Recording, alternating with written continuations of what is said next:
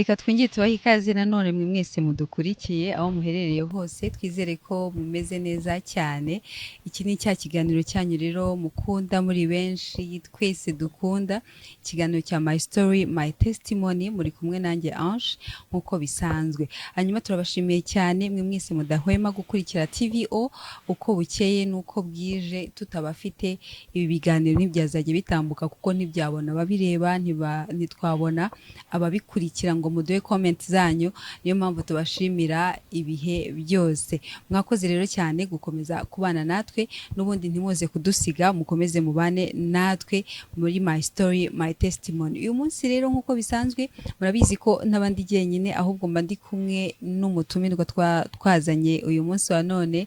Ni umusore mwiza cyane ushima Imana, Uwiteka yagiriye neza. Niyo tugiye kuganira, agiye kuduha ubuhamya bukomeye cyane, ubuhamya bw'ukuntu umwami Yesu yamugiriye neza, akamuha agakiza ku buntu, akamubonekera mu buryo budasanzwe. Ni inkuru nini cyane, ni inkuru ndende, muraza kuyumva namwe mutungurwe n'ukuntu Imana igira neza. Uwo yahamagaye, uwishaka uko byagenda kose, Uwiteka iyo agushaka akugeraho, cyangwa se akora ibishoboka byose kugira ngo abashe kubona uwo munyago. Niyo mpamvu rero turi kumwe n'umusore mwiza cyane witwa Aka. Araza no kutubwira amazina ye, atubwire n'icyo bisobanuye. Tuguhaye ikaze. Murakoze cyane. Yego, hanyuma murazamuraho mikoro kugira ngo twumve neza. Aka, mwatangira noneho mushima Imana, muturagize Imana, hanyuma dukomeze. Uwiteka Imana, mu izina rya Yesu Kristo, Imana nziza urera kandi urakiranuka ibihe byose. Mana, ndagushimiye kubw'iyi opportunity umpaye yo kuza kuvuga imbere y'ubwoko bwawe. Mwami Imana, reka utegure imitima y'abakurikira, nanjye ubwanjye nanje. Mwami, reka dukurikire tudatsinzwe n'umwanzi, kandi mwami twanze ikirogoya yose aho iva ikagera, mu izina rya Yesu Kristo. Mwami, turakuraritse kugira ube hano hantu. Mwami, haba mu mitima y'abari gukurikira, yaba abazakurikira ikindi gihe cyose, Mwami, kugira ngo ibi byose bibe urufatiro rwiza. Mwami, reka buno ubutumwa buvuge ku butaka bwiza, ubutaka bufumbiye, ubutaka bwera zino mbuto, Mwami. Kandi Mwami, ntaba ari njyewe Mwami undinde umwuka wo kubona akishyira hejuru, kuvuga ibidahari n'iki byose, ahubwo aba ari ukuri, kuko nabonye naguhuye nawe kandi ukampindura. Mwami, reka bino byose bizagere ku rubyiruko, abakuze, ab'ingeri zose, hano hirya hose. Mwami, reka bazabona ubuzima buhindutse, kandi Mwami ubuzima bwakumenye. Mwami, kandi nabo bafate, bagire call to action, bayumve, bakurikire Mwami byuzuye. Amushimwe rero kuri bubane natwe, mu izina ry'Umwami Yesu Kristo dusenze twizeye, amen. Amen. Urakoze cyane Akram. Hanyuma ayo mazina umuntu ayumvise, ntabwo umuntu ahita asobanukirwa ngo Akram bisobanuye iki. Ni izina umuntu adakunze kumva cyane. Icyo wenda twatangira, ugiye gutangira utwibwira, ese Akram yavutse mu bana bangahe, amazina ye bwite ni ayahe, ese ayo mazina asobanuye iki, kugira ngo n'abantu bari kutwumva babashe no kumenya Akram bisobanuye iki. Amazina yanjye yombi nahawe n'ababyeyi, Ishimwe Akram. Akram bisobanuye, cyangwa se Akram nicyo cyarawe, so bisobanuye umugwaneza. Rigira ubusobanuro bubiri, umunyacyubahiro uhambaye, hanyuma bikanasobanurwa umugwaneza. Ariko papa wanjye arinyita Akram, yarimaye after umugwaneza. So Akram rero ni umwana w'imfura mu muryango w'abana batanu.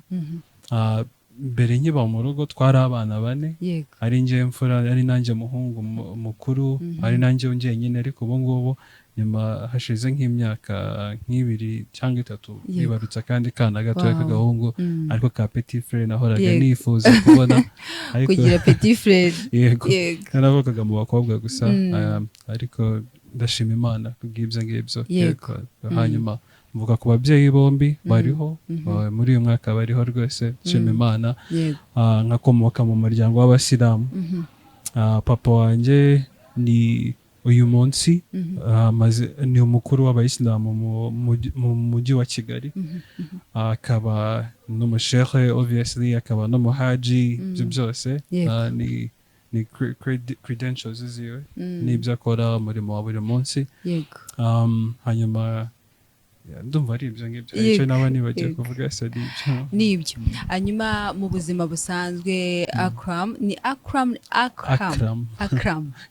simvuge kura ushaka wananyita Joshua n'izina ubu ngubu niryo ufite. Yes, noneho wenda mu buzima busanzwe ubu ngubu ukora iki mu buzima busanzwe kugira ngo abantu banasobanukirwe n'umuntu w'umusore ariko abasore baticaye mu rugo?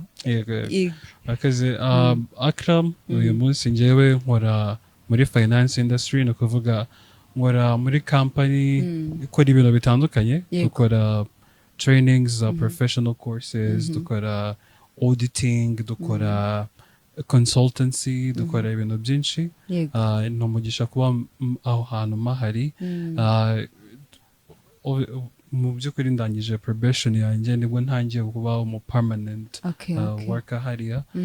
Ni company nziza naherewemo umugisha, mfite umukoresha mwiza and team y'abantu bakeya dukorana kandi abantu beza b'umumaro. So naho ngaho mba ndi umunsi ku munsi.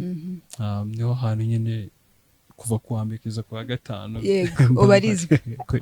Ibyo byo kugufatisha ntabwo byari byoroshye.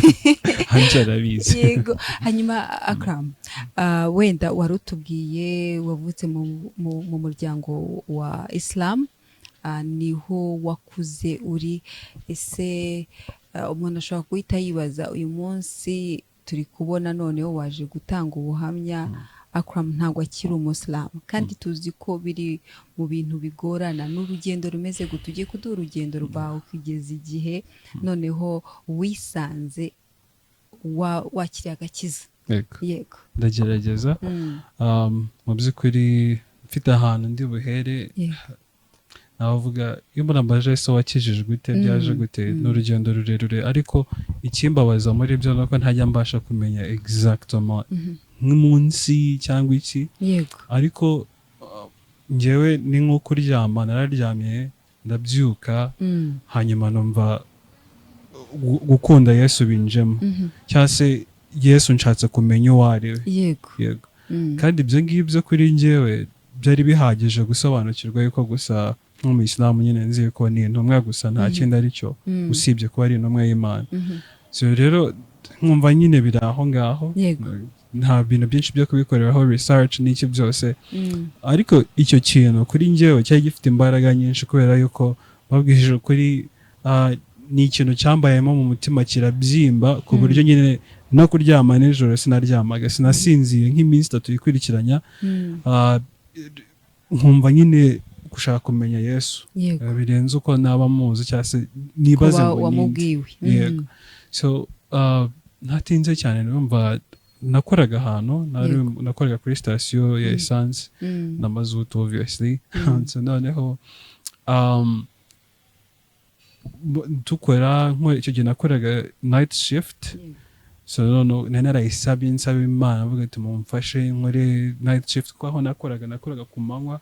Hanyuma kubera ingeso rero nagiraga zandangaga, nakoresheje ibiyobyabwenge, numvaga gukora nijoro nibyo byiza kugira ku manywa nigire mu bindi bintu tuduco turaho twarananiye kutureka kunywa ibyo bintu by'ibiyobyabwenge, urumogi specifically. So noneho nyine nsaba iyo shift yo gukora ijoro, nkajya nkoresha igihe hari muri lockdown, total lockdown nyine. Ntabwo abantu bakoraga usibye pick up yazaga kumfata mu rugo ngiye kujya ku kazi. Hanyuma ariko nyuma muri iyo minsi 3 nk'umuyisilamu ntabwo navuga ko Islam yigisha kuba nanywa ibiyobyabwenge cyangwa iki, hoya. Ahubwo narabikoraga nkabikora mu ibanga rikomeye, ariko ari ikintu cyananiye kukireka. Hanyuma nari mbifitiye n'umutwaro, numva nshaka kubivamo. Ndabyibuka nakoraga qiyamul layli, mbese ibihagararo by'ijoro, kumva nshaka Imana, mvuga ati Imana mfasha kino kintu gishire. Sibyo byene narwanaga nabyo, narabaswe n'umwuka wo kwikinisha n'ibintu nk'ibyo byose, kureba video z'urukoza soni. Hanyuma rero igihe kimwe runaka nyine ibyo bintu by'urukundo rwo gushaka kumenya Yesu uwo ari we binzamo, bimbana byinshi. And ndibuka ijoro rimwe, yari nk'umunsi wa 2 niba atari wa 3 muri iryo joro rimwe, nicara ku kazi gutyo uruhande rwanjye hari screens ku buryo nyine nshobora kureba camera nkareba niba hari umuntu uje, niba hari amakamyo tuje turi bunyweshe ibintu nk'ibyo ngibyo. Hanyuma ariko yari total lockdown, ni ukuvuga guhera niba nibuka neza guhera saa sita z'ijoro nyine nta kinyabiziga cyagomba kuba gikora. Hanyuma ndaho ngaho nicaye ku meza, hano hari imeza ariho iyo screen, njye nicaye hano ku meza yo muri office.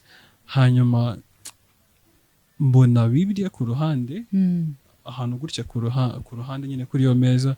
And muri njyewe nari narumvishe muri iyo minsi narumvishe ijambo cyangwa se mbona ikintu mu mutwe cyanditsemo avuga John 14:6. So iyo John 14:6 nta hantu naba narayikuye mu by'ukuri. Sinigeze nsoma Bibiliya, uze kunyibutsa mubwire igihe cya mbere mbona Bibiliya icyo nayikoresheje. So rero iryo jambo ryagumaga mu mutwe, kwa kubura amahoro no kutabona ibitotsi n'iki byose, nibaza ibintu byo gushaka kumenya Yesu, nta kintu nakoraho research habe na kimwe. Ariko iryo joro naravuze ati let me do a research. Njya kuri Google gutyo nandika gusa ati John 14:6 ni ibiki. So noneho nanditse nsanga n'umurongo wo muri Bibiliya. Mbibonye ndabyuha ati then it means nothing. Nyine mbona ko nyine ni Bible verse, mbona iyo toggle mbese nka ikintu kitakiza direct y'igisarcinga. Hanyuma ariko uwo munsi ukurikiyeho nyine nicaye aho ngaho muri office, noneho mbona hari Bibiliya ku ruhande. Ndavuga ati noneho reka nyifungure ndebe ibyo bintu John 14:6 ibyo icyo bivuze. John 14:6 ubwo Yohana 14:6 ndayifungura. Kuhabona byarakoroheye? Ntabwo nari nzi ibyo ndi kureba. So gusa ikiza kiriho muri Bibiliya y'Ikinyarwanda nuko hariho zira prefaces, noneho ukabasha kureba ishakiro. Noneho mbona ngo ni mu Isezerano Rishya igitabo gutyo nyine ndagenda ndareba n'umurongo, ndareba na page yari. So ndahagera mana isi n'ijuru. Mu kubibona ibyo bintu ntumbaze uko nari nicaye, sinzi igihe nagereye ku mavi, ndi ku mavi nyine mfukamye. Noneho sinibuka ukuntu niyumvaga neza direct, mbese ngo mbikurire vividly. Ariko ndabyibuka yuko ahantu nari ndi hari kuri sima, hari hasimentinze, ariko nabonaga hari gucubira, hari kuba nk'igipondo. Noneho urabona ndi umusore ugira ibyoya byinshi hano, ibintu byose bihagaze. Numva ikintu kiri kungendagendaho ku mutwe nk'uko kiri kunkoraho gutyo, numva umuriro all around. Gusoma iryo jambo gusa rivuga ati ni njyewe nzira no kuri n'ubugingo, ntawe ujya datata kwa datatanyuzeho. Iryo jambo ryankuzeho cyane, ryarancekinze. Niba ari ryo ryangejeje ku mavi simbizi pe. Ntabwo navuga ati ngo step ya mbere yagenze gutya nuko kuza I barely have your memory. Ariko ndakubwiza ukuri it was heavy. Niba ari cyo bita kuba mu buntu bw'Imana I don't know, ariko it was heavy, byari biremereye. So ndabyibuka ndaho ngaho ku mavi, ubuzima bwanjye narabubonye nka filime gutya, nkajya ndeba ukuntu nanduye. Base Imana yanyeretse n'utuntu ntazo twari like I could reflect no mu bwana bwanjye nkabona uburyo nyine nanduye. Nyine numvaga ubwanjye niyanze usa nabi cyane. Like ntago nigeze nibona muri ubwo yego, nari nzi ko ndi kurwana n'izi addictions n'iki, ariko aho ngaho it's too much. So ndahaguruka rero, sinibuka igihe namaze aho ngaho, nuko nyine iyo saa sita zageraga twarafungaga offices ndaho ngaho. Hanyuma mana isi n'ijoro nagize encounter ikomeye mu buzima bwanjye, solidifies nze mbese yashyize fondasiyo ku kwizera kwanjye. Hanyuma ndahaguruka, amarira yari yose n'iki byose, navuga ati ibi ni ibiki noneho ngiye kuba umukristo. Biragenda bite? Ni ibintu ntumvaga. Kandi reka mbabwize ukuri, mba muri ubu bwiza bw'Imana hari ibintu ntongeye gustrugglinga nabyo. Mu by'ukuri ntago nibuka, nagerageje kwikorera rehabs ku giti cyanjye, nkareba motivation speech, nyine gukura ku breaking addiction yo kunywa urumogi, nyine ku breaking addiction yo gukora bino bintu bya masturbation n'icyo byose, nyine nishakamo imbaraga. Uko wabivamo. In fact nigeze kureka gukoresha urumogi for like a good like nk'icyumweru kimwe cyose kirangira ntakoresheje bure n'imwe. ariko nyine bisubiramo nese Akram wenda tutarakomeza iyo addiction yaba y'urumogi yaba n'izindi zose wari ufite wari warabitewe n'iki hari ikibazo hari ukuntu usanga wenda abana bitewe nuko wenda mu rwara amakimbirane cyangwa hari ikindi kibazo cy'icyo cyose gihari ugasanga umwana afashe umwanzuro wo gukoresha ibiyobyabwenge we byaraje biti ni ikigare kibaho nacyo ku ishuri ni iki cyarabiteye. It's crazy. Biratangaje ko na rwose sinamvuka mu muryango w'abantu beza pe like na influence mbi haba ariko nyine ni ikigare urumva nangije kwiga njya mu kazi noneho mbona liberite nyinshi hanyuma ahantu ngiye gukora urumva iyo ukora kuri station haba hari abantu tuvuge nk'abantu bapakurura amavuta abantu nyine bano baba bakora za transit zijya muri za Tanzania bari abantu so baba rasta nyine nawe urabyumva kuko ngiyewe nari mfite nka identity crisis ntago numvaga ndinde ndiki se bundi like ntago numvaga ubusobanuro numvaga nshaka kuba mu bintu byose naba umurasta ubwo niho zari zanyerekeje so ku buryo navuga umuntu wese wazaga kunshaka ku kazi yabazaga rasta ari he numvaga nyine ari nari habuze gato in fact nge nyitangira kunkura urumogi reka mvuge ngo iri jambo rwaranyongoje ndahukana mu rugo no kwahukana buriya nyine ndiyirukana kubera ko nashaka gukora nyine nari maze gutereka igisatsi cyinshi buriya ngo umusatsi mwinshi kuko ahantu nkora ubu ngubu nyine it's finance industry you can't do that so ndashaka gushyiraho amadrede n'iki papa rero dusa nk'abagira clash buriya papa wanjye nyine n'umupapa utazi igitsure nta nkoni yenzi ntaki kandi nanjye numvaga nshaka gukora ibyo nshaka gukora nyine y'amaraso y'abadodesa hanyuma ndiyirukana mu rugo kugira ngo njye gukora ibyo nshaka njye mu rumogi nari maze kugira amafaranga nari kwikodeshereza ndikodeshereza icyo gihe numva nshaka kubikora ariko nyine it was a bad influence kuko niho hantu nari ngeze niyo numvaga nshaka kuyigira identity yanjye ariko ushaka kumenya Akram ni no last man kumva kandi ni byiza koko byiza cyane rwose mbigenderamo and wenda ibya gukora kujya mu bintu byo kwikinisha n'iki byose bya masturbation ibyo nagize influence urumva mbere nari nzi ko ano mashusho y'urukoze so nabaho ariko ntago nari nzi ibintu byo kuvuga nyine kwikora ku bwambure n'ibintu nk'ibyo ahubwo nagiriwe inama n'inshuti yanjye nayo y'umuyisilamu arambwira ati burya wabigenza gutyo icyo gihe nari imagine njye nabitangiye nanakuze nari ngize nko mu wa gatanu secondaire so ntabyo nari nzi mu by'ukuri so wumve ko umuryango nkomokamo nyine ni abantu b'idini so nyine ugiye kwiga Quran niba ugiye kwiga wige n'ibindi byose ariko nyine turi abantu nyine batasayisha pe so nari mfite ijisho rimhoraho ariryo mama kugira making sure ko nyine umwana wiwe so basically ni influence mbi cyane noneho na identity crisis nashaka kumenya nashaka kumva ngiri uwomba kandi ibyo byose ntago nkubwije ko ntago nayibonaga muri Islam ko mu Islam gusa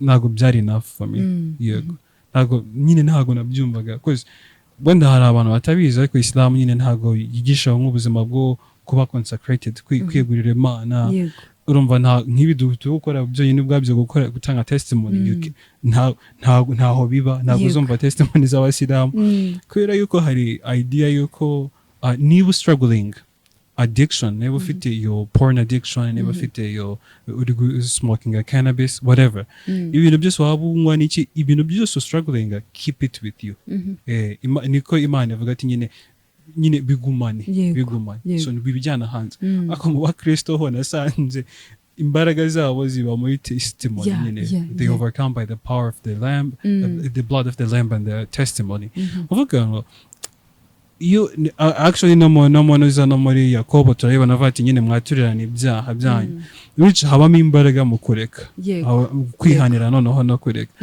rero nabyo narabibonye avuga ati so Imana imwe kubwira ati ibintu byawe byihererane ko ari bibi ntubishyire ntubye expose then ni gutyo nabaga muri ubwo bubi bwose rero like I saw no way out nta muntu uri kuyibona, nta muntu uzamenya ibyo nkora. Exactly. So niyo mpamvu nabihishe mu rugo, niyo mpamvu nabihishe papa, niyo mpamvu nabihishe mama, kugeza ubwo ngiye numvaga it's too much for me. So nkakora izo qiyamul layl, ibihagararo by'ijoro, nkahaguruka nkasari ibihagararo birebire, because mfite ubumenyi bwiza kuri Quran, so nakora ibihagararo birebire.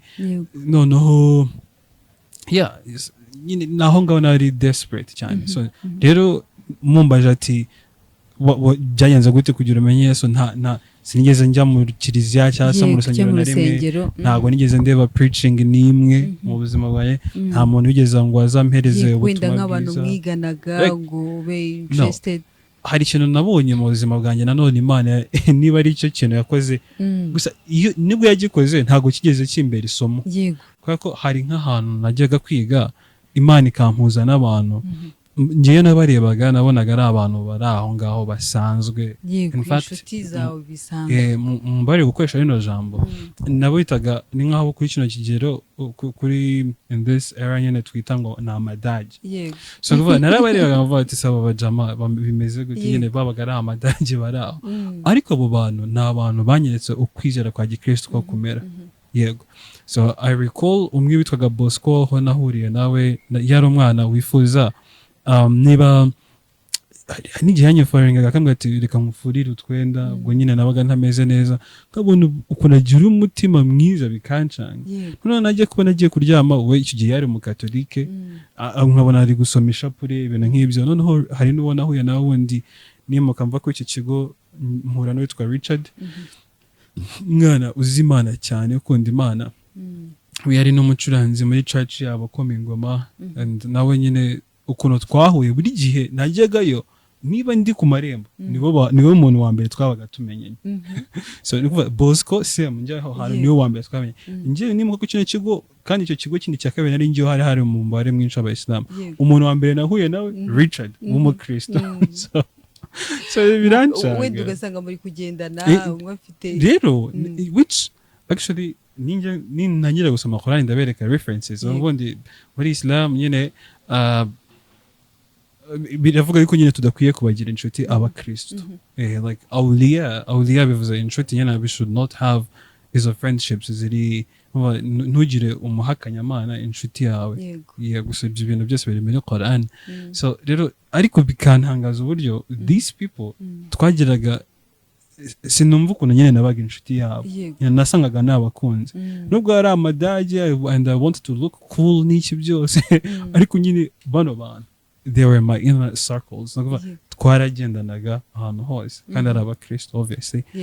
Rero ibyo ngibyo nibyo nagiye mbona ko ari ikintu Imana yari yaragiye ikora mu buzima bwanjye mbere, sinanabimenye na Valerie yabyo. Today iyo nsubije amaso nyuma buryo wa muntu yari wakunsinda cyese. Yego, twe tugeze none ahantu ubwo waruri kuri station mugiye gutaha saa sita z'ijoro, wowe wisanze hasi urumva ibintu byose byajagaraye, ntuzi ngo bigenze gute kubera hari ijambo wari umaze gusoma. Ese byakomeje gute? So it's crazy. Nagize crise mu mutwe ikomeye cyane kubera ko ibintu ngiye kwizera kuri nje ndi kuvuga nk'umuyisilamu, reka ubu mvuga nk'umuyisilamu. From that standpoint nzi ko ari ibintu bipfuye. Wenda I can read one verse cyangwa se let me look at it. Kuvuga ngo muri Islam twizera yuko mwebwe abakristo nyine muri abantu bayobye, in fact muzajya mu muriro n'ibintu nk'ibyo byose, sibyo? So rero narareba mvatse ibi bintu noneho ninjye ugiye kubyizera, like ugiye kujya mu muriro noneho ninjye ugiye kujya mu muriro, nyine nashaka ko ibintu binconvincing ndi kureba iyo sura. So iyi ni sura Maida, ni sura yitiriwe imeza, ni sura ya 5 umurongo wa 72. Wenda nyuma ngiye kuyisoma mu cyarabu, wenda uraza kuba iri hafi isome mu Kinyarwanda. Handitse لقد كفر الذين قالوا إن الله هو المسيح ابن مريم وقال المسيح يا بني إسرائيل العبد الله ربي وربكم إنه ما يشرك بالله فقد حرم الله عليه الجنة ومأواه النار وما للظالمين من أنصار.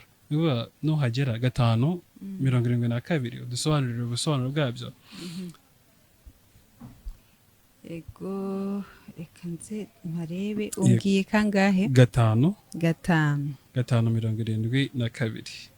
okay mu Kinyarwanda 5 verse 72. 72. aha mu Kinyarwanda haranditse ngo rwose babandi bavuze bati mu by'ukuri Mesiya entre parenthèses Yesu mwene Mariyamu cyangwa Mariya niwe Mana barahakanye.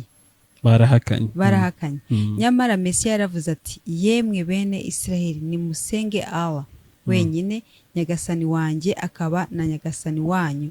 Mu by'ukuri ubangikanya Allah rwose Allah yamuzirije kuzinjira mu ijuru ndetse icyicaro cye kizaba mu muriro kandi inkozi z'ibibi ntizizabona abazitabara.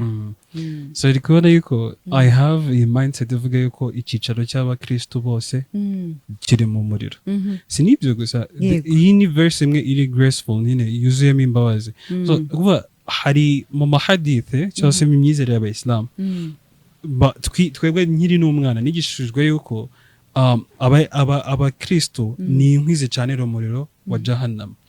Noneho nkigishwa nanone yuko abakristo bazashyirwa niba umuriro gehinomu ni nini cyane kandi yarakongerejwe ngo ifite umuriro mwinshi cyane ko muri Islamu byiza bavuga ati noneho umukristo azashyirwa mu matiyo ku buryo nyine azaba ameze nk'uko atabasha kwinyegambura ashye ubwo bushe abwombe.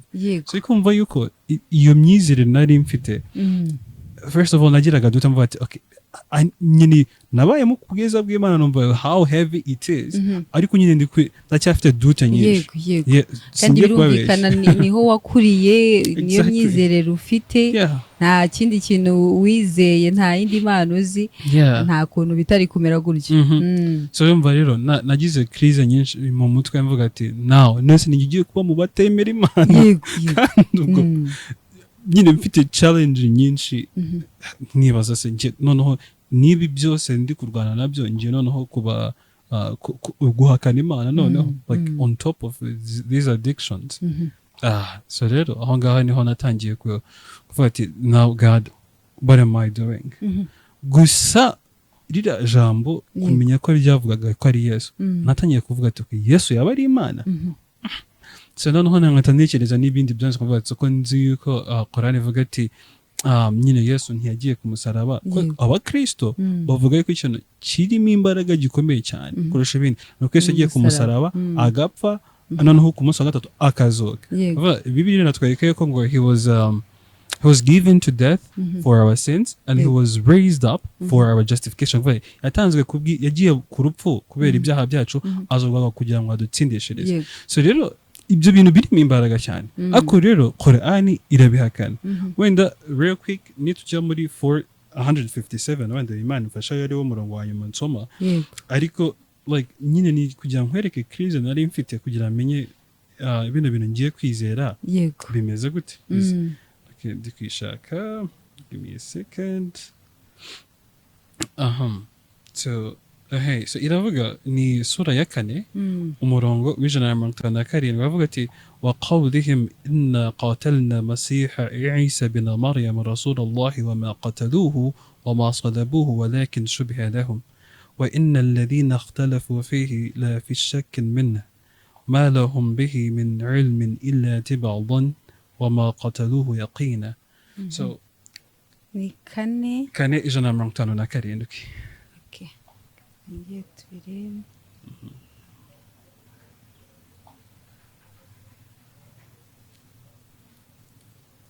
Kane verse 157 wenda nimagera mbere yawe ndasoma mbere. Okay dinahageze nahasoma. No kubw'imvugo yabo igira iti rwose twishe Mesiya Yesu mwene Mariyamu intumwa ya Allah nyamara ntibamwishe kandi ntibamubambye. Uyu ni Allah Imana y'Abayisilamu iri kubivuga iri guhakana ko Yesu atapfuye atanabambwe ahubwo bishe banabamba uwahawe ishusho ye kandi mu by'ukuri babandi batabivuzeho rumwe baracyamushidikanyaho entre parenthèses bibaza niba uwishwe yari Yesu cyangwa usa nawe nta bumenyi nyakuri babifiteho usibye gukurikira ibyo bakeka kandi rwose ntibamwishe so Allah Imana y'Abayisilamu iri guhakana yuko Yesu atagiye ku musaraba so nukuvuga ngo hagomba kuba hari bombi okay niba mu Islam ariko avuga ko Allah ariko avuga yuko Yesu atapfuye umukristo akavuga ko Yesu yapfuye kandi aho harimo imbaraga bombi ntago baba bari mu kuri umwe muri bo agomba kuba ari mu kuri so aho ngaho rero niho nahise nangiye kuvuga ati there is a big dilemma hano ati se Yesu ariko se ko numvishe Yesu ngewe nabaye mu kubaho kwiwe okay then niba yampaye ijambo ryo muri Bibiliya then I can place my belief kuri ijambo ryo muri Bibiliya well whatever I will find ijambo ryo muri Bibiliya then that's the truth iri kwibona aho nahise niwo mwanzuro noneho nafashe so real quick noneho ndahaguruka nyine muri iyo minsi ntekereza ubuzima bwanjye ukuntu bugiye kumera yego so cyambere nabanje gukora nabanje mba umukristo mu mutima mbihisha yego so mva nyine sinashaka kubibwira mu rugo sinashaka nyine ntihagira umuntu ubimenya usibye Richard nabibwiye bwa mbere narishaye nawe mbimubwira ntiyanyize numvaga ko ndi kumutera igipindi yego noneho gusa byageze igihe ndavuga ati ubwo urumva natangiye hari mu kwa munani mara nk'amezi angahe mbihisha ariko ngiye buri kintu iyo cyabayemo hagati mu mwaka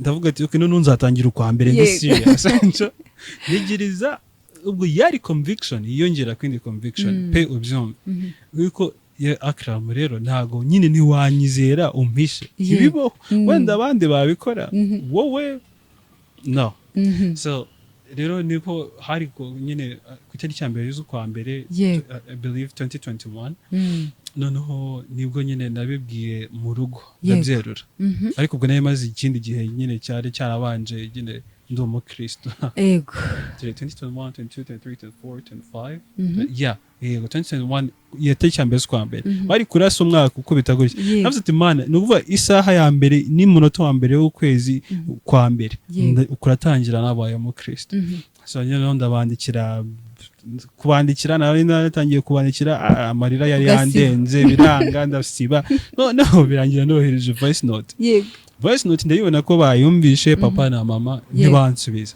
ubwo nyine ku makuru nayo mfite mama yari yaguye igihumure papa nyine what a weird moment noneho bari kurasa umwaka urumva no kugira ngo uwa mbere ansubije umunsi ukurikiye hari nijoro yego so rero wamwandikiye muri indi joro narabandikiye muri indi joro yego ubwo bashaka kumbona n'iki byose noneho njyewe ikibazo nayo mfite nuko ntabwo nari nzi ibyo kubabwira wumve ngo ukuntu nizeraga nangiye kuvuga uti okay niba Imana yambwiye ko iri jambo ari ry'ukuri I will follow it ngiye kwizera muri Yesu ariko mu mutwe wanjye nari nkiri kuvuga ati se ndizera mu yihe Mana nizana nasenga nzavuga ati uyu munsi nsenge mvuga nshima Imana data ejo nshima Imana Yesu ejo bundi nshima Imana Mwuka Wera so numvaga ari Imana eshatu still nyine nothing made sense so kuba papa we yashaga nyine twicare tuganire yego amubwira uti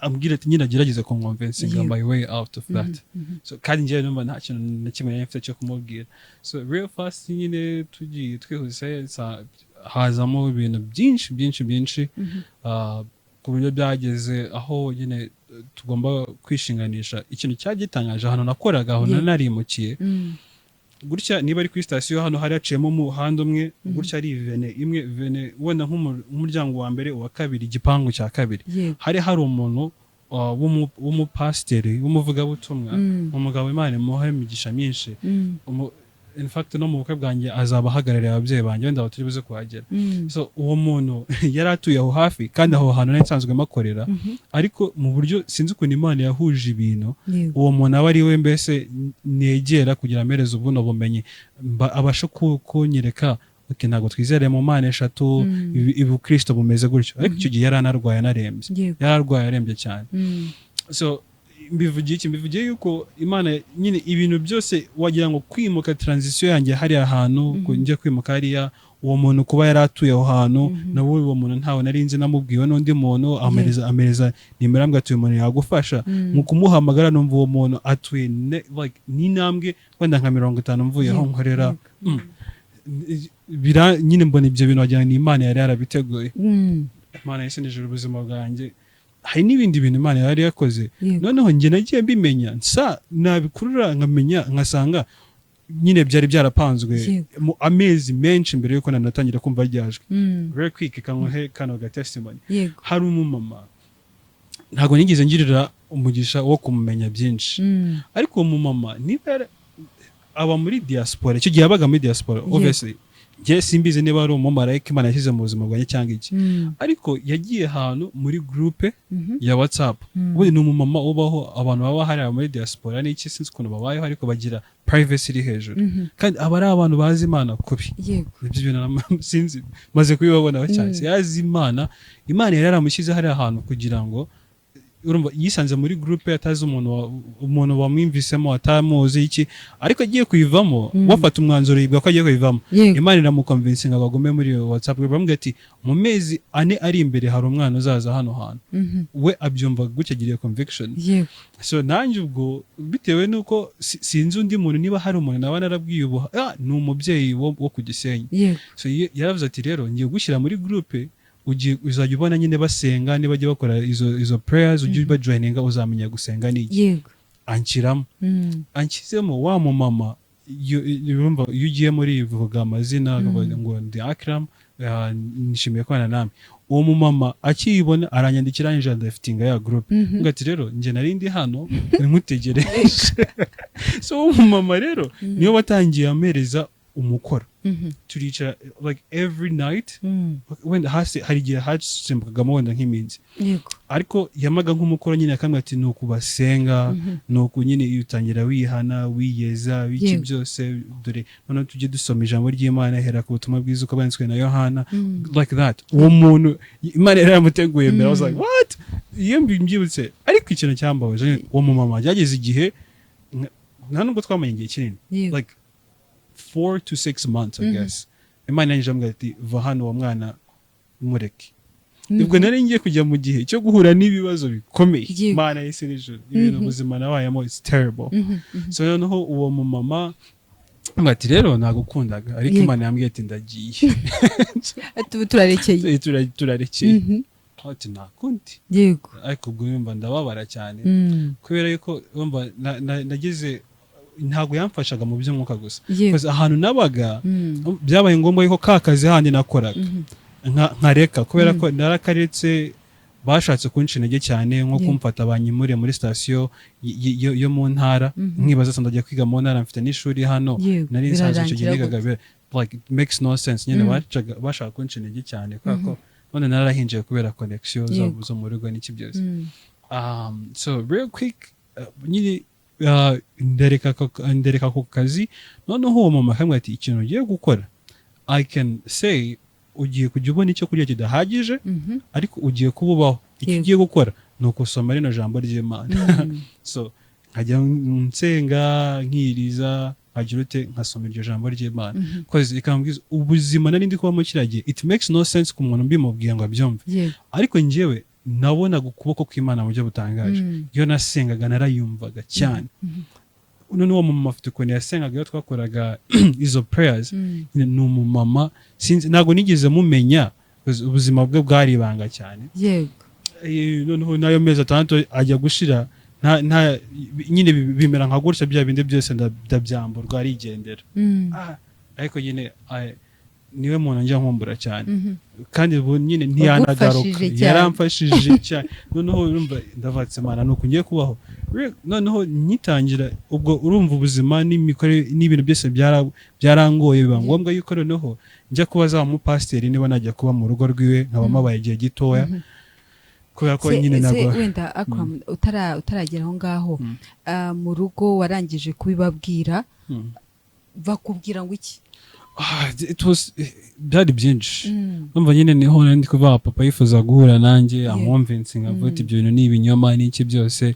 so gusa nyine narabi limitinze kugeza ubwo ariko byabaye ngombwa yuko duhura turahura bahura n'uwo mu pastori nawe wari uri kumfasha muri iyo minsi nyine ndi kumwigisha ijambo ry'Imana yari arwaye narembye byabaye byari insazi so kubera ko aho gushwana ariko washwanaga ni mama wanjye nyine afite ukuntu nyine ni tough ariko mama wanjye ndamukunda cyane so rero bangombwa yuko nyine nta mwanzuro wabonetse kuko nta kintu na kimwe cyari kunkura kuri Yesu ubwo barataha nanjye ngumaho ndi ndakomeye ubwo nyine nta kundi mama icyo gihe ndabyibuka avuze takram nyine hari amagambo yavuze atari meza ikimbabaza nuko iyo mbimubwiye agira ngo ndi kumuhimbira kandi ngiye ibintu yavuze ntago nabyibagirwa na gestures zo yakoreshaga umubiri ntago nabyibagirwa kuko hari nk'abantu babivuga hari nk'ahantu nabivuze hamwe mama yajya kuvuga ati Akram arambeshya ariko ngiye kibabaye iki narenze yuko yabivuze namufashe n'amajwi impamvu nafataga amajwi ni yahe so urumva iyo conference twakoze cyangwa se abo bantu twari turi kumwe byagomba ko first of all uwo pastor bari kumushinja yuko ashaka gukora human trafficking mbese yagiye kuntwara kungurisha n'ibintu nk'ibyo byose so pastor yavuga ati rero no tugomba kujya mu buyobozi tukishinganisha so njye nagomba kuba witness ngomba kuba umutangabuhamya ko ibyo bintu bihari so for that sake nagomba gufata amajwi so rero mfite ayo majwi mama bivuga in fact ikintu yakoze yakrosinze amaboko gutya afata munsi y'amabere arangije aramvuma fati nyine afati n'igihe kindi uzajya mu rusengero aho kugira ubu umukristo n'iki byose wagira ute wacika akaguru wanapfa mu yandi magambo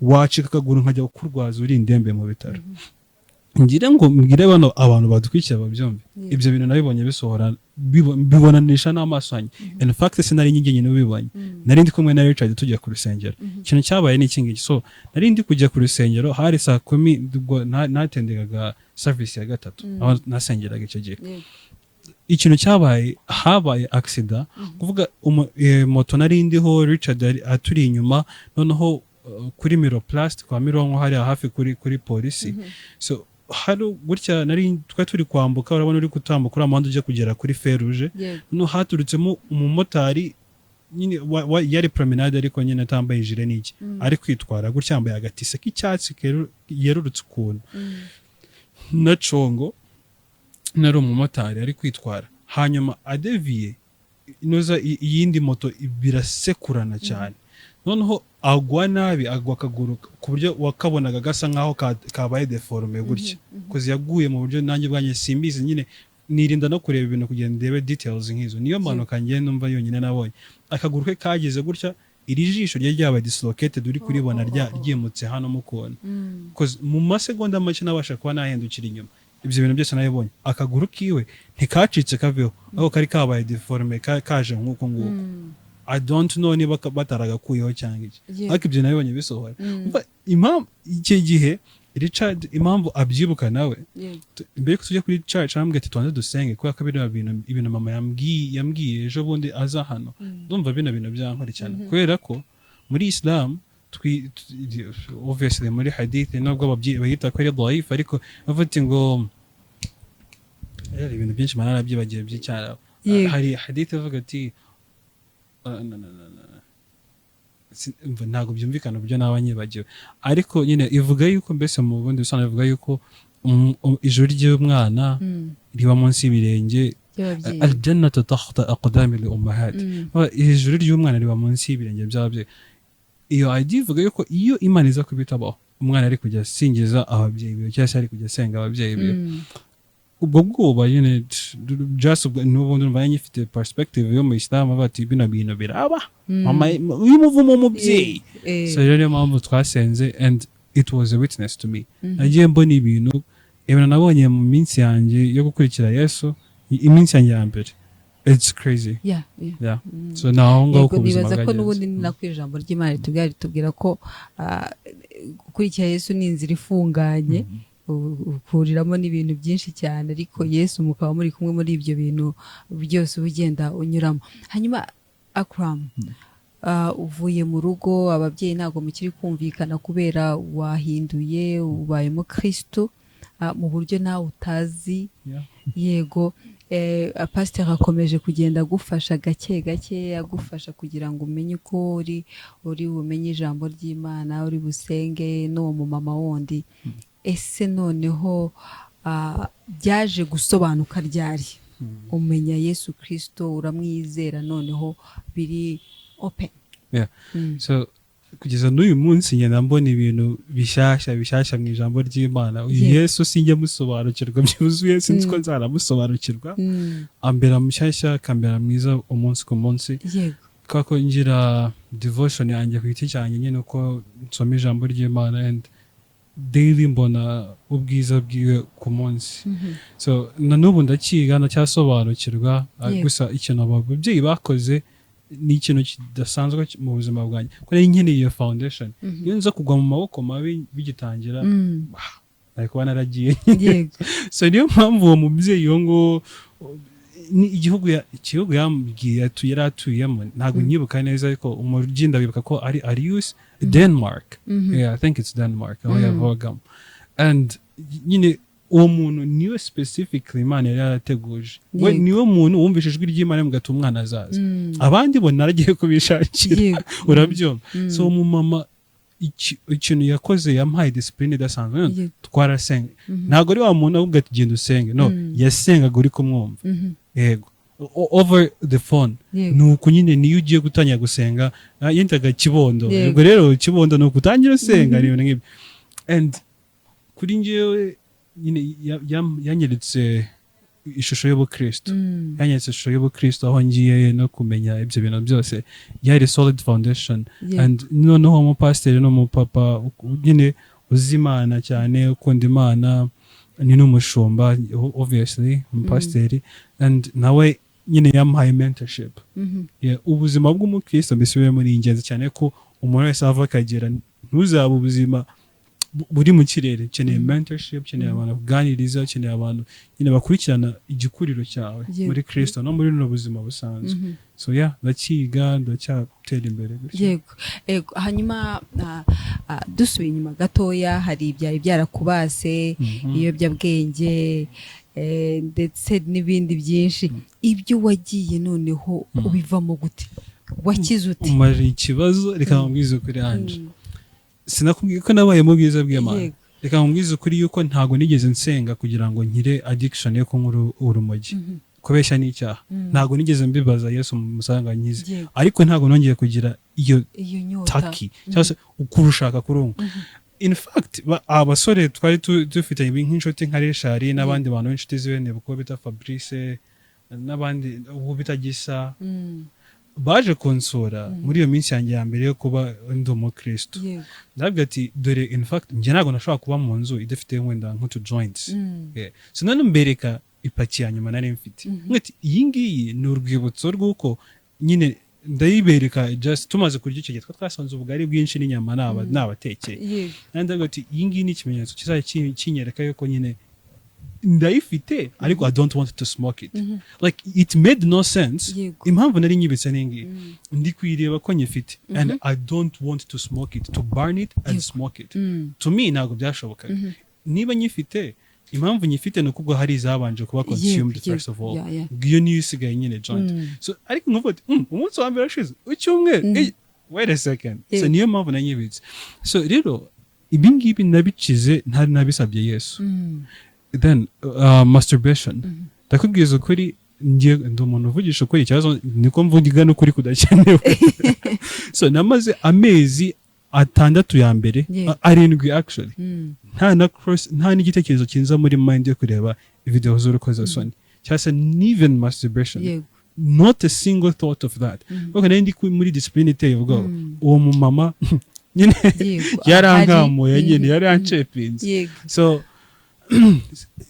gusa amezi 7 ya mbere arangira, ndibuka yuko naguye mu ngeso nk'izo ngizo. Byayigenze gute? Nabwo nyine numvishe sinzi natangiye kubifata nk'aho biri kaje ubumenyi ubu buzima bwa gikristo nari ntangiye kubumenyera noneho bamaze kumenyera nareba niba ngiye kuri church nkumva hari n'abantu bafite utugeso two kuvuga nabi cyasi iki nyine ngenda ndabimenyera ariko ikintu cyabaye sinzi niba ari ngombwa ko nyivuga ndibyibuka uwo munsi mbikora naragiye nje kunoza kuri farumasi nguru rwembe runo nyine runo rusa nkuru runo ruba rutambitse gutya agenda nibaga gutya mu kiganza gutya avuga ati iki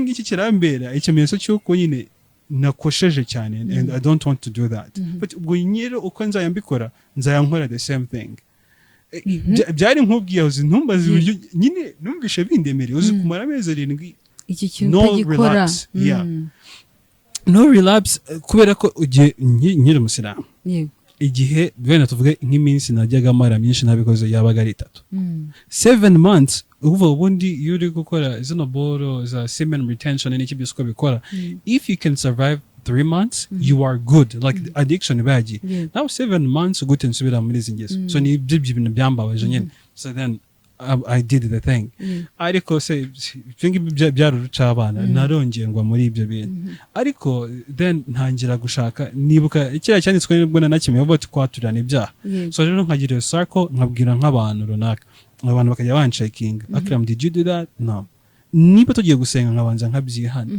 it really maintained my life byaranyijije cyane because ahondi kugira ngo nyine breaking habits ugomba kuzivuga ugomba kuzaca it worked for me again so ariko nako ko ibintu byanze nako bisengera just kumenya Yesu this name it is in Yesu gusa it carried power yego biri kumvikana cyane Akram hanyuma ubu ngubu Akram wa mbere na Akram wa kabiri umeze nka Adam wa mbere na Adam wa kabiri ubu yibonye Akram wa mbere cyangwa se we yumutekereje Akram waruri ukiri umuslam na Akram ngubu umukristo n'abantu babiri bameze gute kambwire yenge kugusubiza kibazo nyireba muri angle novati iyo nza kutamenya Yesu mbitekerezo n'undi muntu wenda utazi Yesu abyumve ndeba uburyo ubuzima bwanjye bwari kuzaba like iyo ndi kuvuga gutya ndi kuvuga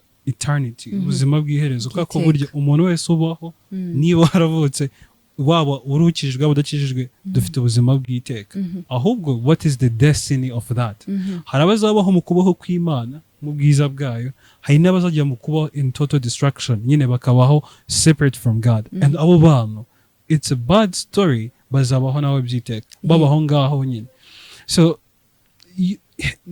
niyo mpamvu ntago njye nsobanukirwa ikintu cyatumye Yesu ampitamo niyo waba indi myaka 100 iri imbere probably ntago nzabisobanukirwa kubera ko niba hari umuntu Imana yari guhitamo wa mbere it's my father papa wanjye niwe mu papa niwe mugabo nyine niwe mugabo ntazi kutukana ntazi kurwana ntazi kuvuga nabi papa wanjye agira ibitutsi ibi bibiri ubwo niba igitutsi cya hafi ni wamujinga so ikibi cyadanje ubu tuvuga ati papa none arangije ni we nyoko so urumva nyine ni umupapa uri very kind cyane kandi urumva n'ibintu nabaga nzi ubuzima bwiwe gufasha abantu n'iki byose niwe muntu Imana yari gukoraho urumva mbere yuko inkoraho wenda so niyo imukoraho agakizwa twese byenda byari kuba automatic tugakurikira papa ariko njyewe I don't know how ari njye Imana at the end yaje kabanza gakoraho which mfite icyizere cyo kwenda ababyeyi banjye I don't know wenda bazakizwa like Imana niyo ibizi so iyo ngiye kubikompara ndeba uyu muntu ubona ahendutse ndeba umuntu utakibashwe na biriya biyobyabwenge ndeba umuntu usenga Imana iriho hari kuba Imana ibaho nyine hari kuba tuzi Imana ariko hari no kuba iyo Imana iriho first of all sibyo iyo dusenze Yahweh that God manifested iyo Mana ifite uko yabanye n'abantu bayo ifite aho yabakuye aho yabagejeje iyo Mana abenshi iyo bayizeye bakabona imirimo yayo irabahindura sibyo iyo Mana interacted with people yabanye n'abantu cyane nk'ubwoko bwa Israel sibyo and not only limited to that natwe twabonye ubuzima bwacu ibuhindura like mfite ibintu biri solid byo kwizera so ibyo ngibyo bwabyo byo gusa mbitekerejeho it's overwhelming. Iyo mana iriho irumva hari ibyo nsengera nkabona yes God is there really he understands. Irumva inegera gutwi kambona ubuzima bwanjye bugahinduka. So this kuri njyewe iyo mbireba I can magnify it. Ndabibona biraguka bigakura. So kuba imana iriho rero to me it's big. Kuko Allah I study nkiga ijambo ry'Imana ntago ndisoma ndaryiga.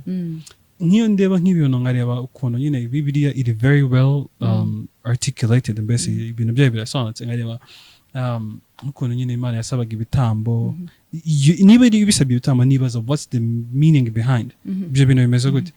Then ikintu cyose ndebye angle mbonyemo ijambo ry'Imana ndi compare nuko njyewe ndisanzwe nizera. Niyo mpamvu ugiye kumbaza theologically sinavuga ko nzi byinshi cyane ariko nyine mfite approach itandukanye n'iy'abandi bantu. So rero ibyo bintu byose mbirebye byose nkareba noneho nkabona ukuntu Imana noneho ari nyarukundo. Do you know muri Islam yuko Imana at no point ishobora kuba umubyeyi ifite amazina 99 99 do you understand? Rimwe kabiri 10 20 30 40 Allah ni nyine Allah ni Imana generic term is a God, the God, a God. So no ifite nandi mazina ya Al-Ghafar, Ar-Rahim, Al-Mulk, ibintu nk'ibyo byose nyine Al-Wadud, Ar-Rahim zose nyine ni amazina 99 ubundi twarayaburukaga mu mutwe. Ariko Imana yasereje ubwonko bwanjye bwaragiye ntabwo kibyibuka. So noneho iki kintu cy'uko Imana yanyu ari umubyeyi or nyine iyo uvuze ko ari umubyeyi like that ibyo ngibyo binyereka ko Imana iri relational. Hari ikintu abantu benshi badasobanukiwe. Imana iri relational ku buryo no kuvuga ngo reba Imana ijya gutanga isezerano vuga ibihereza irihereza Abrahamu hariya muri Genesis 12 bivuga ati nyine uzaba sokuruza w'amahanga nyine ubwoko bwawe ibintu nk'ibyo byose. You know bano bantu actually hariya noneho wajya mu gice cya 15 akavuga ati menya yuko ubwoko bwawe bazagenda bakajya gukora ubunyago mu gihugu cya Egiputa n'ibintu nk'ibyo ngibyo. Then bano bantu bono bwoko bw'Imana bwagiye kuba abacakara mu gihugu cy'abanyamahanga Egiputa. And Imana all of a sudden yibuka isezerano yahaye Aburahamu iza gukura ubwoko bwayo iza gutabara. Ni naho tumenya yuko Imana Mose yamaje witwa nde Mana niba ajya kumbaza urinde akavuga ati nitwa Yahwe. Sibyo. So noneho urabona ko Imana ni Imana iri covenantal ivuga nyine ni Imana isezerano yari haye basekuruza ngo niyo usomye hari wajya no mu gutegeka kwa kabiri bona yuko Imana ivuga ati ntago nigize makunda nyine nuko nabakunze gusa nuko ni kubera impamvu ibintu byose ndi kubakora ni isezerano nasezanyije n'abasogokuruza banyu. You see so kuba Imana kubiri covenantal to me ngiye ndi kubisobanukirwa mbireba in a broad sense. To me bigira impact ikomeye cyane no kuba Imana yanyu ishobora kuvuga uti you know muri abana banje like unyine you are my treasured possession ngewe nzababera so namwe muzambera abana. Ariko Allah you say that he crashes out. Allah nuba nimumuvuze ati ngo ni that it's a crash out ararakara. In fact ngivuze yuko yabyaye ngo imisozi n'ibiki byose babyenda gushwanyika ku buryo byaba nk'ipamba. For what? Imana idashobora kwemera compassion because umubyeyi it shows you he is compassionate or she is compassionate. So ariko Imana that says it is very challenged. You could ashobora kumva yuko nyine ntago Imana relational. Nyine ntubona Imana interacting n'abantu si Imana nyine ni Imana uje imbere yayo wese agomba kuza nk'umucakara. Iyo ni Quran. I can even read it. Nubwo wenda bidakeneye ariko iravuga uti wenda nikanyisome ntushake ntuyisobanure ariko ndi kugira ngo everything we say we will be the reference. Sibyo aho kugira ngo tujye dusoma ibintu abantu bavuga ati ariko uriya mwana rero ashobora kuba ari kubikura ahandi hantu. So iyi ni suratu Maida umurongo wa 10 yavuga ati waqalat al-yahud wan-nasara nahnu abana'u Allahi wa ahiba'u.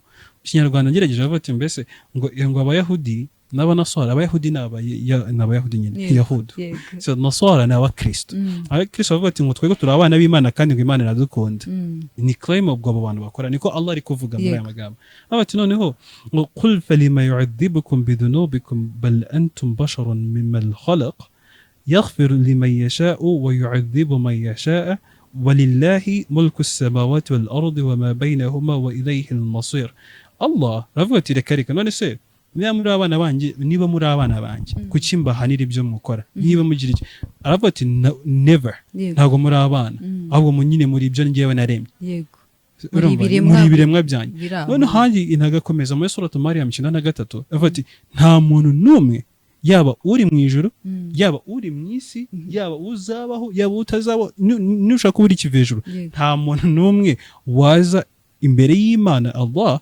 keretse aje nk'umucakara can you believe that nk'umucakara ariko mu bakristo mwebwe mufite Imana iri relational mufite Imana ivuga ati ni twebwe nawe urimo ntacyo Imana bati yumva nyine ngo twebwe ngo yaduhaye kuba abana b'Imana urumva none ngo dufite n'umwuka ngo dutakisha abadata yego what ibi bintu byo nyine ubwabyo kumva ko Imana he is your father kuri njye bifite volume nyinshi wenda mu Kristo sinzi niba keretse wenda niba yakinda background nk'iyo nagize kugira byumve like it's really big so niyo mpamvu nshimira Imana yuko buno buzima sinigeze mbuhitamo sinzi n'iki Imana yakoze igendera kugira ibome sinjye mbite nyine I can't reach that ntago sinzi impamvu ariko nyine ndayishimiye yumve ko nyishimiye niyo mpamvu iyo mbonye opportunity nk'ingi biranshimisha kubera ko mba nzi ko ndi bubwira abantu bakumva icyo Imana ikora bumve yuko umukristo ahagaze ahari ahava akagera mufite Imana y'ukuri kandi nanabwira abantu b'abasilamu abasilamu bameze gute abasilamu bahoze ari abakristo cyangwa se bahoze ahantu havugaga ijambo ry'Imana bakajya mu basilamu reka mbanze mbabwira abo bantu specifically ndavugana nabo iyo tugiye gukora approaches za apologetics iyo tugiye gukora nka muhadhara tugiye kujya hariya nyine mu mbwirwaruhame mind you buri munyarwanda wese uri kunyumva bino nabyumva ntago bazana arguments za Kiislamu ngiye nshatse yuko ujoining ubukristo ndagwereka urukundo rwa Yesu Kristo sibyo ndakwereka urukundo rwa Yesu mbwa ati yagiye ku musaraba yarapfuye ibyaha byawe abishyira ku musaraba nawe uri cyaremwe gisha gwino mukurikiranye cyagusaba umusilamu his argument is always attacking Jesus Yesu si Imana in fact banzo nyereke Yesu wawe umufite muri Qur'ani nk'iki bamwita Masihu wumvisha ahantu henshi twasomye ko ari Masihu ariko what is the notion y'iyo Messiah niki kimugira Messiah izo Messiah zigomba kuba fulfilling prophecies ariko the guy did not even die on the cross Allah of what he did not die ibyo ngibyo bikoreka ko it's limited for the notion cyangwa se titre ya Messiah ufite nyine ni igihuha it's not existing nta kimugira Messiah gihari noneho ukasanga bari kugenda bakataka Yesu Imana yawe yajyaga kuri toilette Imana yawe that's what they say sibyo which for me I don't have any problem with that ntago rwose Yesu nyine yari umuntu and God at the same time so kuva after properties z'umuntu so rero barataka Yesu bavuga ati dore ibyo yavuze ariko ntusha bajye kubereka ibindi bintu aho yavuze bavuga ati bino byose birungikanya they don't get it so rero ukavuga uti ngo wagiye muri Islam kubera yuko ngo Allah yavuze ati qul huwallahu ahad Allahu samad lam yalid wa lam yulad wa lam yakul lahu kufuwan ahad bati ngo Imana ngo ntibyarwa icyo kintu bwacyo it's not like it's very challenging wenda reka mba challenging namwe kujya mu byumba niba Imana he's not relational nkuko ibyo bivuze it's a defect ni kuva ni inenge kambikore tone ngiye kubishira ahantu habere ngiye kubanza mbyerekane sibyo like niba ari in terms z'umuntu tuvuye wenda nk'umubyeyi mama wenda nagari terme abantu society norms zo kuvuga ni mbi banavuga ati ni ingumba ibyo ngibyo bigaragaza ko yaba ari uburwayi sibyo it's not a good thing kubera ko Imana yetu tuvuze ngo irabyara ntago tuvuze ko ikeneye gukora copulation cyangwa se guhura gukora imibonano mpuzabitsina after all Allah ni watanze ivuka rya Yesu kandi ntago habayeho umugore so ari Qur'ani ivuga ati ngo hakenera sahiba nyine umufasha Allah ni wakeneye kugira ngo abe yabasha kubyara which it doesn't make sense ariko ibyo ngibyo tubitekerezaho bwabyo Imana igomba kuba relational kubera iki kuko ubu tutubwira it makes sense to me now kuko najyaga mbishidikanya mvuga ati hariho imana imwe eshatu mu bakristo ariko ibyo ngibyo binyereka yuko imana has always existing yahoze iriho iteka ryose iba muri ifite izino relationships ikuva hariho imana data imana mwana na mwuka wera but iyi society yari iriho nicyo out of that nyine niho yaremeye umuntu kubera ko ni imana ifite iyi relationship nyine imana ibayeho muri ubwo buryo bwa society so natwe rero niyo mpamvu turi society ariko Allah uyitutekereza yabayeho adafite ikindi kintu koze imana niyo yonyine idafite beginning idafite na end bivuga ngo noneho bakavuga attributes ziwe nka zira ghafar ko ari nyamuwe rahim arrahman ibyo byose izo attributes nizigize byiteka ryose kuva iyo mana itari yarema ibindi bintu byose yakundaga nde yakundaga iki se yashira impuhwe zacyo se zizo attributes yazihundagazaga kuri ndese then there is no then ibyo ngibyo ntabwo byaba biri eternal izo attributes ntabwo zaba ari ziteka ryose that's the point but Trinity now nkunge w'umukristo ubu ngubu it makes more sense kurusha uko wavuga ati ngo imana huwa wahid kuko ari imwe rukumbi nyine imana ni imwe rukumbi ariko nyine we believe imana imwe rukumbi within one God harimo different persons three distinct persons Yesu imana data na mwuka wera rero muri Islam bumva ko ari one single urudoki then that's very challenging because nyine ntabwo wakumva izino metaphysics you can't understand them that's it yego hanyuma akora mwenda tugana ku musozo byari birebire cyane ariko icyo ubu ngubu ndimo kwibaza wenda ubanye gute none ubu ngubu n'ababyeyi bawe n'abashiki bawe n'uwo petit frère waje kuvuka nyuma niyihe relationship ubu ngubu ihari it's very challenging nisa nkaho ariko ndashima Imana yuko biri kuzuka ariko urumva uyu no mwaka ngiye kujya mu mwaka wa 7 ndo mu Kristo so bo mezi nk'atanu ashize nibwo nahuye bwa mbere n'ababyeyi banjye bahashize imyaka 6 yose ntarabonana nabo babyeyi so rero guhura nabo nashimye Imana yuko ari nabwo nahuye na petit frère twahuye bwakuze ntabwo namubonye ari agahinja ntabwo namubonye iki petit frère we avutse imyaka 2 ishize imyaka 3 umva agiye kuzuza imyaka 3 so rero mubonye vuba mubonye almost agiye afite imyaka 3 nagakubaganye cyane narakabonye so rero urumva umubano ndashima Imana yuko ubu ngubu atari nka kera mbere y'icyo gihe cyose ntarahura na papa na mama kazi ejo bundi ashize nk'amezi nk'ayo ngayo 5 nyine n'ubundi ngiye kubereka umukazana mfite fiance dufite ubukwe muri kwa 12 uyu mwaka nawe ni umukristo ni umukozi w'Imana ukomeye bamwita Shekina shout out to her so ni ukuboko kw'Imana kudasanzwe gusa kwazanye umwari mu buzima bwanjye and nagiye kubereka uyu mukazana barabyishimira ariko nyuma yaho habamo urumva nakoze ikintu cy'amarangamutima ndafotora nshyira ku mbuga nkoranyambaga so rero basubira inyuma bajya kwataka papa so ngewe banyatatse batakana n'umuryango wanjye wose so rero batuka papa bafite abantu nyine bo muri Islam babikora bavuga ati mwana nibwo afite ubukwe ntimuzamutwerere ubwo nyine ni YouTube channel ifite nk'ibihumbi 57 57,000 subscribers so zikarebwa cyane bati mwana ntimuzamutwerere n'iki papa we dore ibintu akora yamureze nabi dore umwana n'umuhakanyi ubwo ye bavuze gutyo papa same time akubwira mama then bavuga no fiance wanjye it's big story ubwo birangira bafashe umwanzuro yuko actually batazaza no mu bukwe bwanjye which is okay ababyeyi banjye barankunda and I love them too so I understand kubera impamvu z'imyizerere now they can't do that and it's totally okay so nubwo nta bufasha na bumwe bampa n'iki byose it's okay they love me though barankunda ababyeyi banjye cyane ndetse so rero ubu ngubu nyine umubano uri kugenda uzuka ariko nyine harimo izo challenges nyinshi aba sister wanjye barankunda cyane sister wanjye unkurikira yarashatse afite aranibaruka vuba hano so ni abakobwa turaganira basista banjye bagira gukunda turavugana ariko nabo bambona ubwo harashize iyo myaka yose batambona kubera ko hariho restrictions hariho umwitangirizwa harimo nyine urugabano aho hagati. It was not easy. Ndakubwiza ukuri yuko gukurikira Yesu no gusiga byose ndakambwira it's very hard. Ndakubwiza ukuri hari abantu bavuga ngo because depression nahuye nayo mutagira ngo kwizera Yesu everything is kwako ikambabwira ijambo ry'Imana rivuga ati ngo it was not only granted to us to believe in him ngo but also to suffer for him. To suffer for him nago twahawe gusa kumwizera nago twahawe no kubabarana nawe. So see that rero nagize mu buzima hagati na hagati bwajya binca singiye kubeshya ariko nanone nakibuka ko nabanye ubwiza bw'Imana nabubayemo.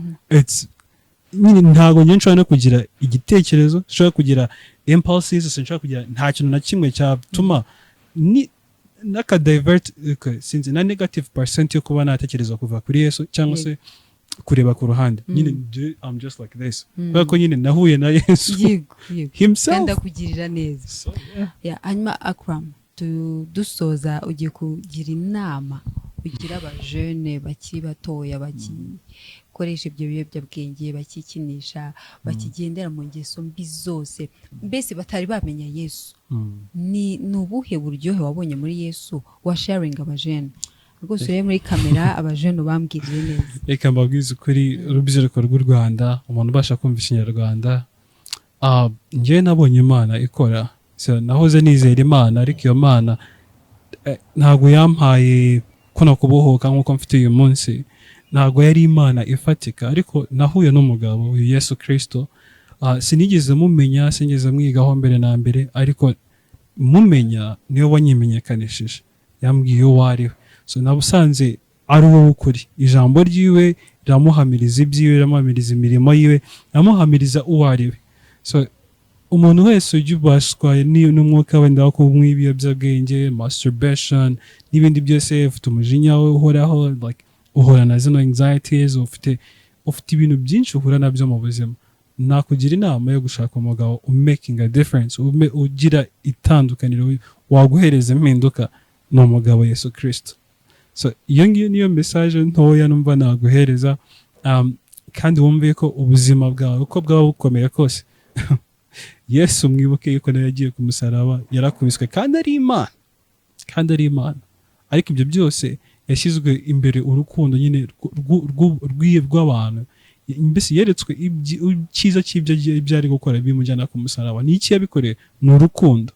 Urwo rukundo gukunda ankunda njyewe nawe gukunda. Kandi hari umurongo ujya umfasha cyane mu Bakorinto, I believe 5:28 something like that, cyangwa 25 if I'm not wrong, avuga ngo ni kugurya Imana yagaragaje urukundo rwayo nuko ngo tukiri mu ntege nke zacu, cyangwa tukiri abanyabyaha, ngo Yesu Kristo yaradupfiriye. So ibyo ngibyo binyereka yuko at any point ubuzima bwose waba urimo uko bwaba bumeze kose, ingeso mbi waba urimo uko bwaba bushaririye, uko bwaba bumeze kose, Yesu yaragupfiriye. Kandi gupfa, what does it mean? Kujya ku musaraba, what does it mean? Yatwaye ibyo byaha byawe, ibyo bintu byose bishaririye, ibi bintu byose byawe bimeze nabi, abibamba ku musaraba. Icyo gusaba ni iki? Umutima wawe niyo wizeza, akanwa kawe ni kurangurura, ugahamya kwizera kumwizeye, ugakizwa, ukabarwaho gukiranuka kuzuye. So uyu Yesu Kristo rero wahinduye ubuzima bwanjye. Try him, mugerageza nawe uzabona impinduka. Akram, murakoze cyane. Imana iguhe umugisha cyane, wakoze kutwitaba no kutugezaho ubuhamya bwawe bukomeye cyane. Ibi ntago bisaba isaha imwe gusa, ndabona twari gukomerezaho no gukomerezaho kugira ngo abantu babashe gusobanukirwa. Nibongera kudusaba kugaruka, twizere ko tuzakubona. Yego, uzagerageza kugira ngo uboneke, hanyuma tubashe gukomeza kubana nawe. Hari akazina wambwiye ntarasoza neza kitwa Joshua. Joshua yaje gute? Dite dusoza. Joshua mwene Noni ni umugabo unyubaka cyane, kuko kwizera kwanjye, trust me, ndindwanye mu mwuka, ndindwanye iyo nitekerejeho, like I fight. Ndwano n'ubuzima bwanjye bubishe bushaririye. Akaka mabwiza ko Joshua mureba uyu munsi ushobora guhura nanjye ukambona muri iyo farm nkoreramo, ugashobora gutekereza ko ubuzima ibintu byasobanutse. Ndabwiza ukuri yuko uyu ni ukwezi mbese umushahara ugaragara yuko mfite akazi nyine kari permanent, ni uku kwezi uyu mushahara wonyine. Kandi wimagine ko mfite ubukwe mu kwa 12. I did all this mu kwizera, kubera ko nizera yuko God can support me. Imana iriho by'ukuri. Rero ndindwanye, I carry that. Nakuvuga njyewe I believe yuko umwuka wari uri muri Yesu wa mwene none nyine like he was a fighter with a sword. That's me. So uwo niwe njyewe rero. So kwizera kwanjye kwampamirije yuko I am like this. Numva kandi iryo zina ndarikunda bitewe nanone naho nsengera nuko nyine n'ikintu cyanjemo kujya kinkonvinsinga yuko iri zina ari ryo naba narahawe cyangwa ari ryo nakunze, reka mubyite kandi reka kubishyira ku kindi kintu cyose ari ryo nakunze nkihitiramo ko I love the man Joshua nkuko tumufitemo in the Bible, and that spirit, that zeal yo kurwanirira Imana imbamo. I don't know igihe nzayikoresha, aho nzayikoresha, n'igihe Imana izamagurukira kugira nanjye mbashe kuba nayikoresha, ariko I long for that, ndabinyotewe kandi nzi ko nzabigeramo. So iryo Joshua rero ni Akram n'ibijya bibagora, feel free to call me Joshua, na yombi yose nayanjye. Hanyuma kugeza ubu umaze gusoma Bible nka kangahe?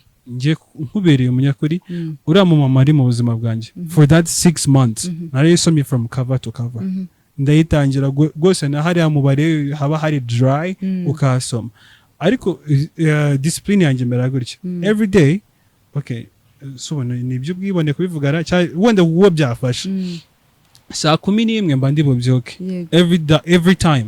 Sibye ko wenda kenshi na postponinze ngera na 40 saa 11 na 40. So ikintu nkora aba ari ugusoma Bible, and nkora hari icyo bita 1 year Bible iba muri noza muri devotionals za Bibiliya.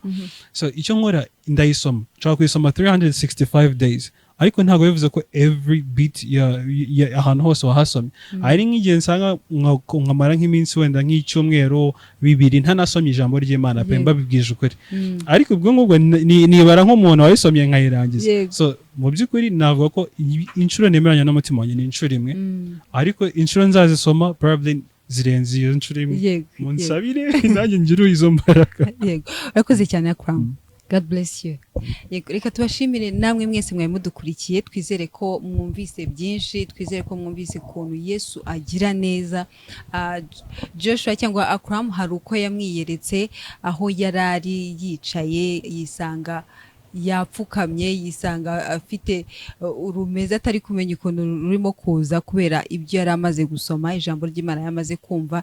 Ariko nawe Yesu yakugendera nk'uko yakubwiye, Yesu nawe yakugirira neza, umwizere kandi azakomeza kukubera Imana muri byose. Mwakoze rero cyane, reka tuzongere guhura ku wundi wa gatanu, hanyuma mujye mukurikira ibiganiro byose. Ibyo mwacitswe nabyo mwabireba kuri TVO Rwanda, iyo ni YouTube channel, ndetse ukaba wakurikira n'izindi mbuga nkoranyambaga zacu arizo Instagram ndetse na TikTok, and so TVO Rwanda. Hanyuma ukajya ukurikira ibintu byose TVO ikugezaho. Hanyuma hano twari turi ni kuri Kozi Safari Hotel, ni hoteli nziza cyane, nawe uyishaka rwose iherereye Kimihurura ku muhanda w'amabuye, umanuka usa n'ujya kuri Med Hill. Imana ibaho umugisha cyane mwe mwese twabanye, mwe kumwe nanjye Ange, naho ubutaha.